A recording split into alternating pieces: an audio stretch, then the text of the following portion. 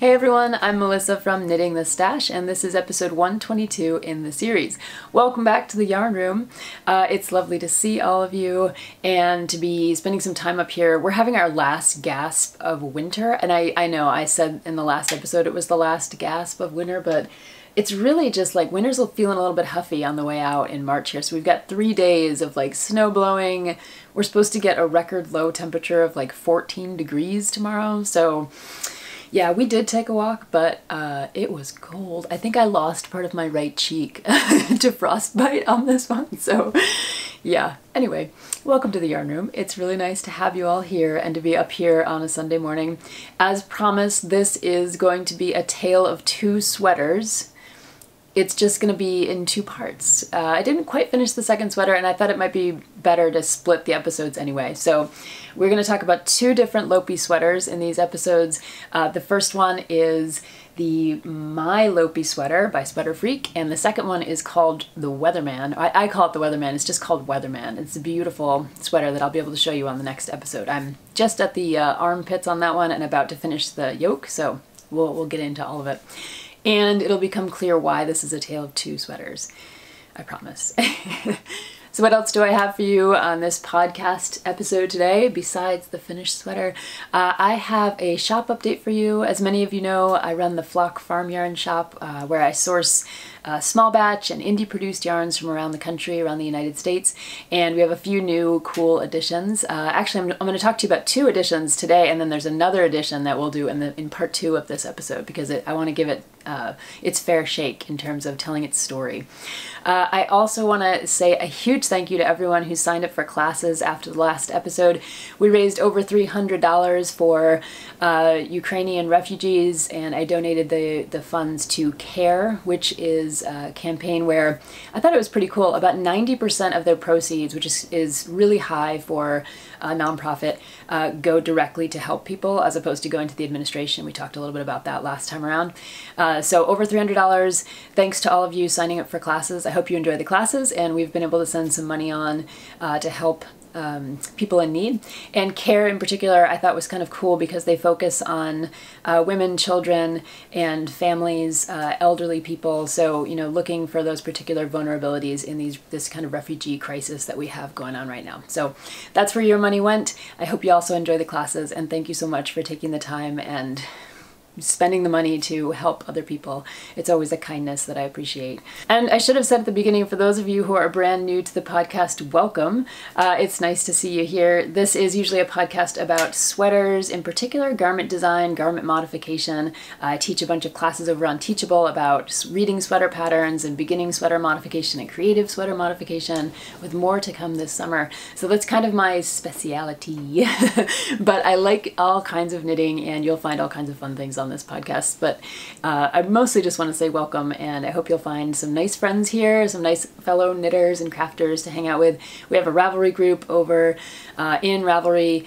It's just called Knitting the Stash, and the links are below, and we have lots of chat going on over there. We often have giveaways over there, and right now we're doing the 1st to 51st Sweater KAL. So if you are knitting your first sweater or your 51st sweater, come on and join us over in the thread on the Ravelry group, and we're also doing Zoom meetups on Saturdays. So if you want to get that information, just send me an email at knittingthestash@gmail.com and I'll send you the Zoom link.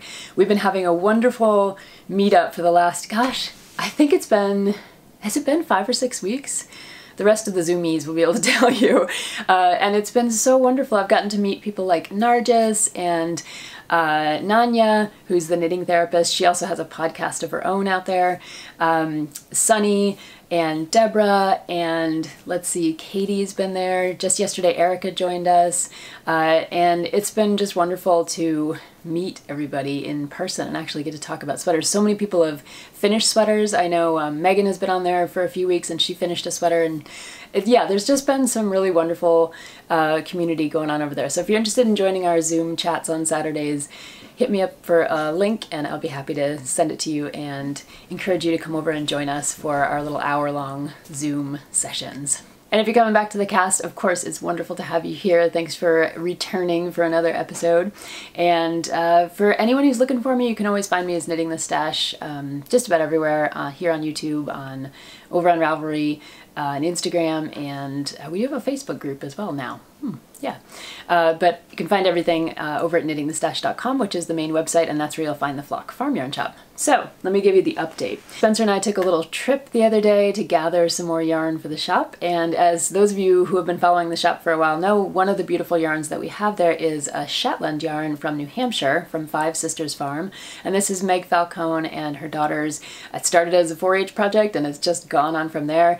And I mentioned Meg before we talked about this yarn. Meg is a veterinarian and they have a really beautiful flock of Shetland sheep, all the natural colors. You can follow them on Instagram and check out all their hijinks. Right now they're going through lambing and there's just tons of baby lambs running around and it's really adorable. So I did a restock with Meg, and this is actually, it's a restock kind of, but it's a new weight of yarn. So this is, this one is called Primrose, the lighter color. And this one is called Paisley, which is the darker color. And the lighter is a really beautiful kind of creamy off-white. It's not quite, it's almost not quite an oatmeal, not quite like a deep gray or anything like that. It's just a beautiful kind of, yeah, there it is, like a creamy kind of off-white. And then Paisley is this gorgeous deep brownish, like a darkish brownish kind of fawny kind of color. The two of them together would make for some beautiful color work, I think. This is a 2-ply DK light worsted weight. I'd call it definitely a worsted. It might even be a little bit more of a heavy worsted. That's what I would call it when I put it up in the shop. That'll be what you'll see it tagged as, because it's definitely got some bulk to it, but it is a 2-ply and it is Shetland, so it has a good weight to it, but it's not overwhelmingly heavy. It feels like it was spun really softly, and it's kind of silky, and I love it very much. It's a little bit heavier than the yarn we had in the shop before from Five Sisters Farm. So, and by heavier I mean just a little bit thicker in terms of its gauge weight, you know, so it's going to be a little bit more closer to a worsted than a DK, which is what we had before in the shop. And I just have these two colors, but I do have sweater quantities, so if anybody's interested in making a sweater out of some beautiful Shetland yarn, yeah, it's in the shop. So that's the first update. And then we have a new yarn joining us in the Flock Farm Yarn Shop, and that is a beautiful new couple of different yarns from Avalon Alpaca out in Utah.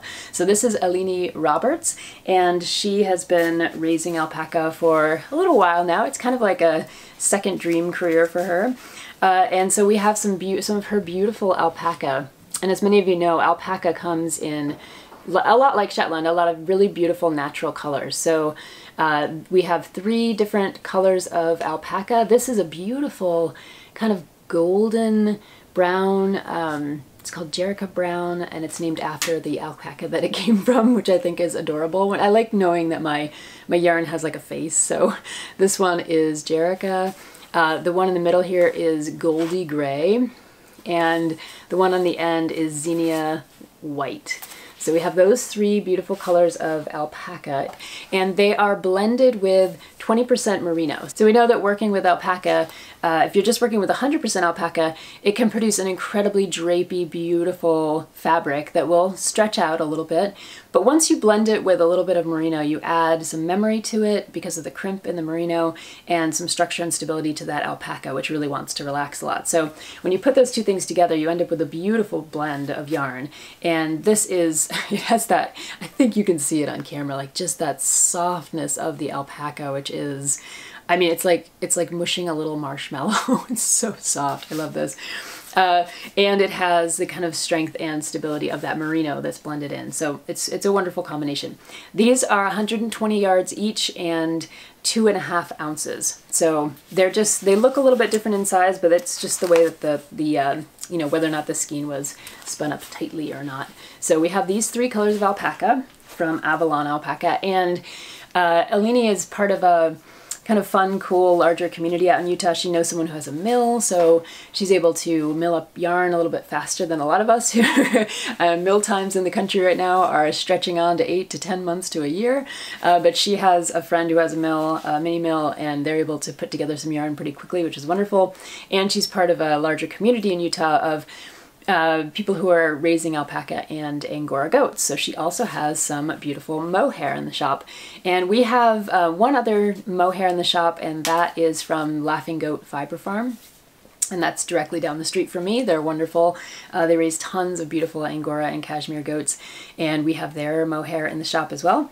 So this mohair is 80% mohair and 20% merino, and there are two colors. And I would call this like a fingering weight. It's very, very fine and light, and you can see that it has that beautiful, I think you can see it on the camera, it has a beautiful halo to it, as does a lot of mohair yarn.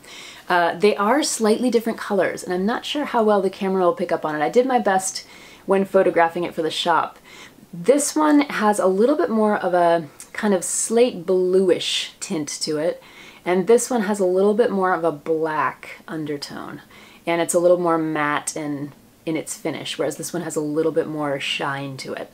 So this one over here with the blue, bluish background and the shine, this one is the Nelly Gray, and the one that has more of a muted matte tone and a black kind of background, that is the Sophie Gray.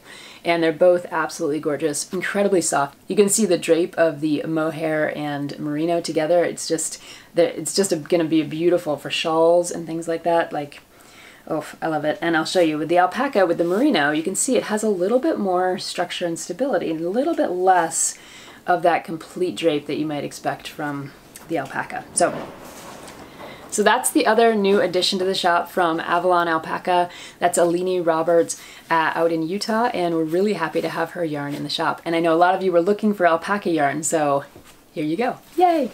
So if you're interested in any of the yarn that I've talked about, like I said, it's in the Flock Farm Yarn Shop over at knittingthestash.com, and I'm working on constantly sourcing new yarn from around the country, small batch producers. So if you know someone, or if you are someone who raises fiber animals and you mill your own yarn, or you have it milled by you know, a mill somewhere in the country, I would love to talk to you and talk to you about getting your yarn in the shop. I really want it to become this hub for small batch producers so that everyone can find each other. You know, makers can find and source their yarn there, and producers can have a good platform to tell their story of the flocks that they're raising and the fiber that they're creating and the yarn they're creating. So yeah, it's an exciting time, and if you know anybody who is working on a small batch yarn, please get them in touch with me. I would love to chat with them.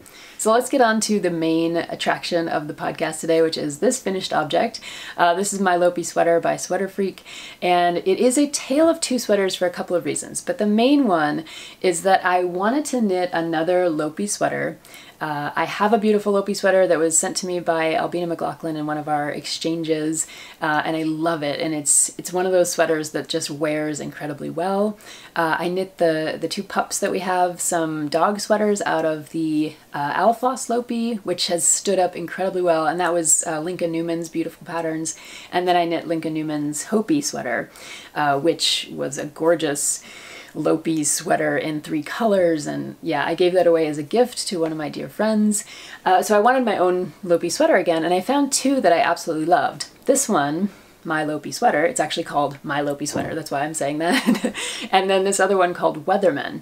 And I downloaded both patterns and started looking and sourcing yarn, which is, as you know, difficult to find Lopi yarn lately, but it's coming back. And I actually ended up ordering some of my Lopi yarn directly from Iceland, and Lopi is an Icelandic yarn from Icelandic sheep, and so yeah, sometimes sourcing it can be a little tricky right now, but it usually is in great supply in the United States, and I think it's coming back now. So I looked at both patterns, and it turns out that both patterns, as you might expect, given that they're both using Lopi yarn, had a similar gauge, actually an exact gauge that was the same, and they were both knit on the same needles. So I thought, this is even better. I can do a single gauge swatch, which I did while I was waiting for my yarn. I happened to have an extra ball of Lopi yarn lying around, so I knit up a gauge swatch, and it was a gauge swatch that would work for both sweaters, so like win-win, right? So I downloaded both patterns, and once I had my gauge swatch, I knew that I was going to get gauge and all that kind of thing. And I noticed that this particular sweater, I would say the way I'd put it is that it was kind of sized down. So it was meant to be worn with a little bit less ease, and the sizing options, the one that I wanted wasn't quite in there, but it was sized down versus Weatherman, which was sized up. So Weatherman only had 3 available sizes, whereas I think this one has, it's very size inclusive. I think it has maybe 6 or 8 different sizes. But Weatherman only had 3 sizes, and so it's sized kind of larger. You know, when I looked at the gauge and the numbers and the sweater math, like everything was just a little bit bigger for the same size. You know what I'm saying here? So what I wanted to do was create a set of numbers for myself with Lopi yarn through which I could produce 2 really cool sweaters that would actually fit me, that wouldn't be too small or too big, you know? So what I did is I went through all the numbers and I crunched all the sweater math for both sweaters and came to a kind of set of numbers that were in between what either pattern recommended. And then I worked it out first on this top-down sweater just to see if I was right in my math, and then I'm working it out now again on the bottom-up sweater on the Weatherman, and it's working out just great. So I guess I'd kind of recommend this. If you're interested in a particular kind of yarn, sometimes it makes sense to find 2 patterns that have used that yarn and maybe are even in the same gauge, and then you can really experiment with sizing and with sweater math and trying to find how to modify a pattern to kind of get just that right size in between maybe the sizes that are offered in either one. Right? So one of the things, as I mentioned, that's really interesting about this project as well is that this particular sweater was knit from the top down with a circular yoke, and the Weatherman is knit from the bottom up with a circular yoke. So you also get a chance to experiment with 2 different construction styles, and I know them both well because I've knit a lot of different sweaters bottom up and top down. But in this regard, it's interesting because you're looking to kind of reach certain milestones with the numbers in each one that you've modified. Yeah, I hope I'm explaining this well. It's a little bit in my head, and I'm kind of excited about all of it, and I'm just hoping it's coming across a little bit here. So let's talk about this particular sweater, and then in the next episode, once I have the other one completely finished, I'll talk a little bit more specifically about that contrast with the sweater math and how I sized this one up a little bit and sized the other one down, okay? So this one is top-down circular yoke construction, and it begins with the collar up here. And it's a twisted rib stitch that I didn't choose to replicate on the hems for the cuffs or the main body of the sweater. I just did a regular old 1x1 rib on the sleeve and a 2x2 rib on the hem. And I also did a few other modifications to this sweater. So one of the things that I found interesting was in the project pages. I'm always recommending that you go to the project pages, right? And this is something a lot of us do, to see like, what do people do with this sweater? How does it look on different bodies, and what kinds of modifications do other people do, and how are they successful, and you know, all that stuff. Well, one of the project pages that I found, I really loved what she had done, and there was something about the sweater that just looked a little different, and I couldn't quite place it until I read her notes. And in her notes, she talked about the fact that she inverted the main color and the contrast color. I was like, oh, how interesting. What a subtle difference, and her sweater actually just has that little bit of something different to it when you look at it compared to the other sweaters. So I thought, I'm gonna do that too. And I did. So what I mean by that is, you know, the purple is considered my main color for this sweater, and this ash heather that I used for the is the contrast color, the kind of light white gray. And in the pattern, in a color chart pattern, you often have, you know, your main color is the background color. Often it's white, represented as white, and then your contrast color is represented in either the actual color or in a darker shade, you know, in the little chart grid. And what I did was to simply invert. Whenever she called for the main color, I would do the contrast color. Whenever she called for the contrast color, I would do the main color. Now, in this particular example, it makes a lot of sense that the person who accidentally inverted it did so, because the pattern chart is actually written with the main color being the darker color and the contrast color being the lighter color. So it's already kind of inverted from what I would consider to be a kind of like typical standard of charting. Not that it's wrong, I don't think there's anything wrong with it, but it's already kind of, it has that inversion already, so when she accidentally swapped them, I totally understood that, and I would have done the exact same thing had I not even been thinking about it.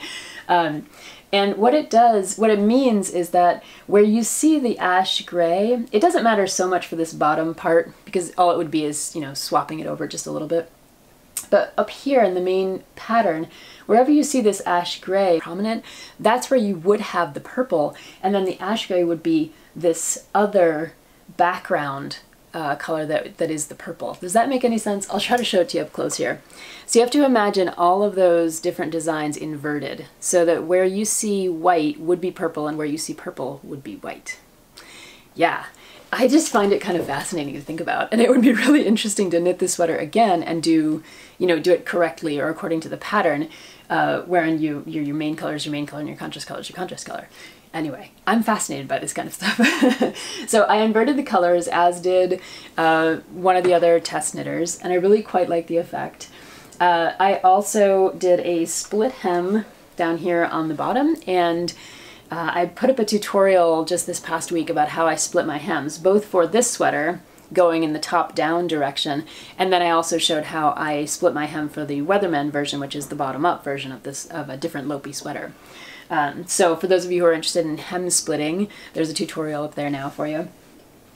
The other thing that I did with this sweater is I decided to knit the sleeves first. So once I had finished the yoke, I had, you know, separated for the sleeves from the body, and I had put my body underarm stitches, I cast them on provisionally so that it was very easy to pick them up, and there's no seam in the underarm. We know we like good underarms in this podcast. So there's no seam here because I cast on those underarm stitches provisionally. And then I just went on to knit the sleeves all the way down without having the body knitted. And I found that to be actually really much easier. I know some of you have been recommending this to me for years, so you're right. It really is a little bit easier to knit those sleeves without the big bulk of the body kind of moving around in your lap as you're trying to turn those sleeves and do the decreases and things like that. So I had both sleeves done, and I had just the top of the yoke done, and then I went on to knit the rest of the body. I thought it was really easy and fun. I also did, since I was inverting everything, I also inverted or changed the way the cuffs look. So in the pattern, this is supposed to be, this entire bottom part of the cuff is supposed to be in the contrast color. I went with back to the main color, so a purple after the little bit of design work there. And I also did not do any decreases in or increases in the body, so zero shaping in the body of this sweater. So my body is a fairly straight body. I don't really have like a waist all that much different from my hips, so I like to have my sweaters just straight on. And I also, like I said from the beginning, didn't want this sweater to be too fitted. I wanted it to be a little bit more loose and have a little bit more ease to it. And one of the ways you can do that is by not adding a lot of body shaping. Now, you can add nip and tuck a little bit here and there to pull things in, and it gives it a little bit more of a kind of stylish, styled, finished feel to it.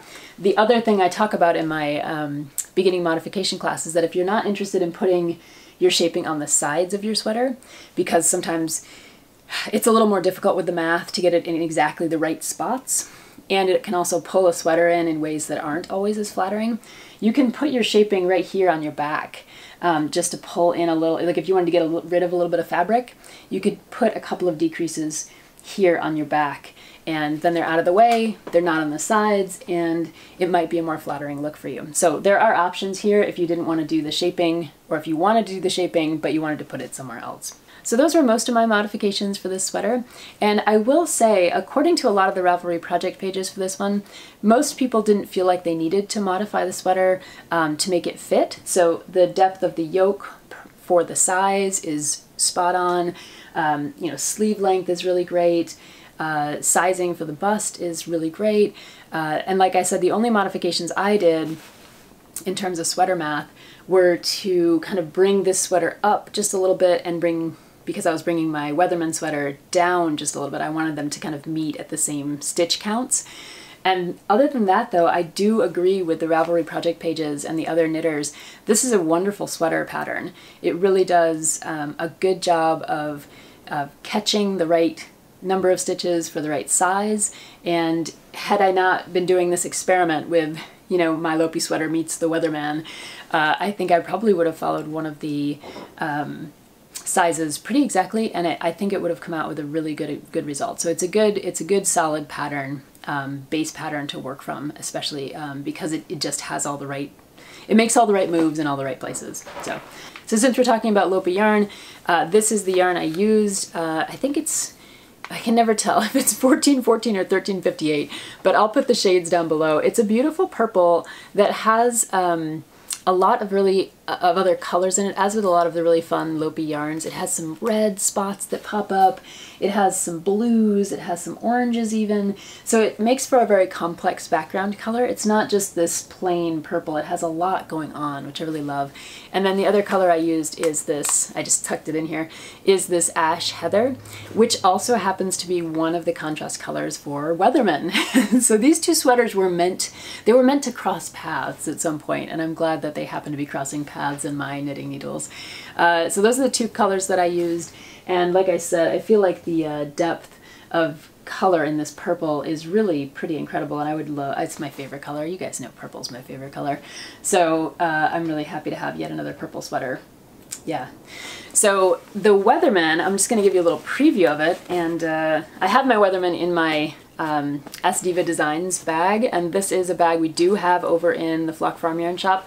Karen Adamazic makes these beautiful bags up in Canada, and we're lucky enough to have sweater bags and accessory bags in the shop from her. So and this is my own private bag. I'm very excited about it. It has tons of pockets in it. It has this drawstring to close it. It has a little handle. I mean, it's kind of like, it's just a really great project bag, and I can keep my sweaters in it, which is yay.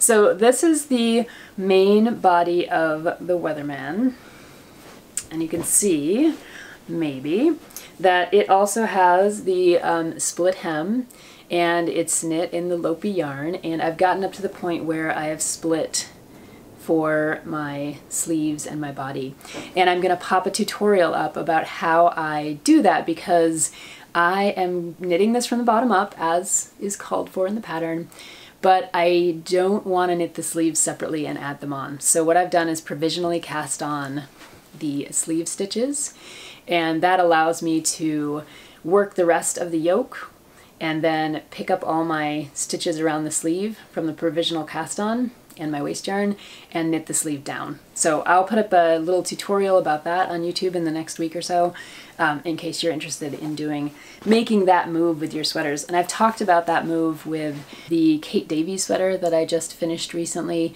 It was actually something that I saw Isabel Kramer do when she knit this Kate Davies sweater. She liked to provisionally cast on the sleeves so that she could then just pick up all these stitches and knit down rather than knitting the sleeves separately. So it's just a preference thing, but like I said, I'll pop a tutorial over on YouTube so that you can see how I do that. So this is the second sweater. This is the tale of two sweaters. It is another Lopi sweater knit in the same gauge on the same size needles, and I've mucked around with the stitch counts just a little bit so that both of them should come out the same size, even though there's a difference of complexity and a difference of construction. So we've got top down versus bottom up. We also have, one of the things that's interesting is that this particular sweater, the repeat for the yoke is fairly small, and that's, I think, why she was able to create so many different sizes with a lot of ease, whereas the repeat for the Weatherman sweater is a lot larger, and so it's a little bit trickier to create multiple sizes, which is why you end up with only 3 sizes for the Weatherman. So yeah, the work that I'm doing is to kind of mash them up a little bit in terms of their stitch counts and still come out with cool yoked sweaters that fit just right. So stay tuned for part 2. We'll see if I can actually do it. And in the meantime, I'll pop that tutorial up about the provisional cast on for the sleeves in case you are in the midst of a bottom-up sweater and don't want to knit those sleeves separately. Oh, I know. And this, you can do this technique for a raglan sweater. You can use it for the Carbeth, like I mentioned, that's the Kate Davies pattern. You can do it for the round yoke, like this one. So it's a great technique to just have in your toolkit if you're knitting bottom-up sweaters and you don't like knitting those sleeves separately. Yeah. So I think that's about it for today. I hope you enjoyed part 1 of the tale of 2 sweaters. Next time, if I had 2 mannequins, I would be able to put them up to you. Maybe I'll just wear one of the sweaters and put it next to each other so you can see them. But it's a really interesting experiment, and I can't wait to show you like what happens in the end. So I'll see you back here in a couple of weeks. And in the meantime, I hope you're well and taking good care, and I'll see you in a couple of weeks. Bye-bye.